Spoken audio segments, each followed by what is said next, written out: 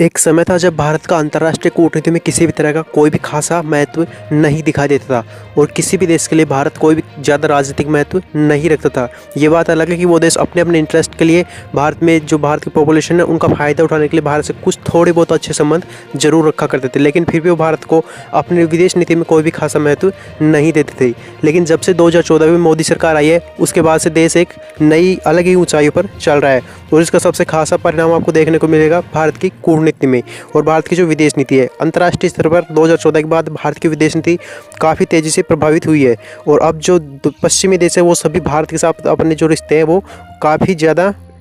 अच्छे करने में लगे हुए हैं और इसके लिए वो भारत के साथ जो पहले जो संबंध जिन्हें भारत की कमियों पर भारत को टोका करते थे और भारत पर कड़े प्रतिबंध लगाने की धमकियां भी दिया करते थे, आज वही देश भारत की चारों पर भी नाच रहे हैं। और इसका सबसे बड़ा उदाहरण है पश्चिमी देश और यूरोपीय यूनियन। आपको पता होगा कि 2014 से पहले यूरोपीय यूनियन भारत की छोटी छोटी घरेलू जो भारत की आंतरिक जो भी मसले हुआ करते थे उन पर भी भारत को घेरने का काम किया करता था, लेकिन अब समय और देश दोनों बदल चुके हैं। 2014 के बाद से ही भारत यूरोपीय यूनियन के साथ अमेरिका जैसे देशों के साथ अच्छे संबंध बनाने पर लगा हुआ है और इसके लिए भारत काफ़ी तेज़ी से काम भी कर रहा है। और साथ ही भारत की जो अपनी जो इकोनॉमी है उसके आधार पर भी भारत ने यूरोपीय यूनियन और अमेरिका दोनों को अपनी ओर प्रभावित किया है और इसका सबसे बड़ा उदाहरण देखने को मिलता है तुर्की की ओर से। दरअसल तुर्की जो मीडिया रिपोर्ट्स आई है उसके मुताबिक तुर्की ने कहा है कि भारत जो तुर्की पर है अगले 2 से 3 दिनों में यूरोपीय यूनियन प्रतिबंध लगाने वाला है और इसका जिम्मेदार तुर्की ने भारत को बताया है। तुर्की ने कहा है कि दक्षिण एशियाई ताकत, यानी कि आपको पता होगा कि दक्षिण एशिया में एकमात्र ताकत भारत ही है और तुर्की में जो मीडिया रिपोर्ट्स है उनके मुताबिक कहा गया है कि जो भारत है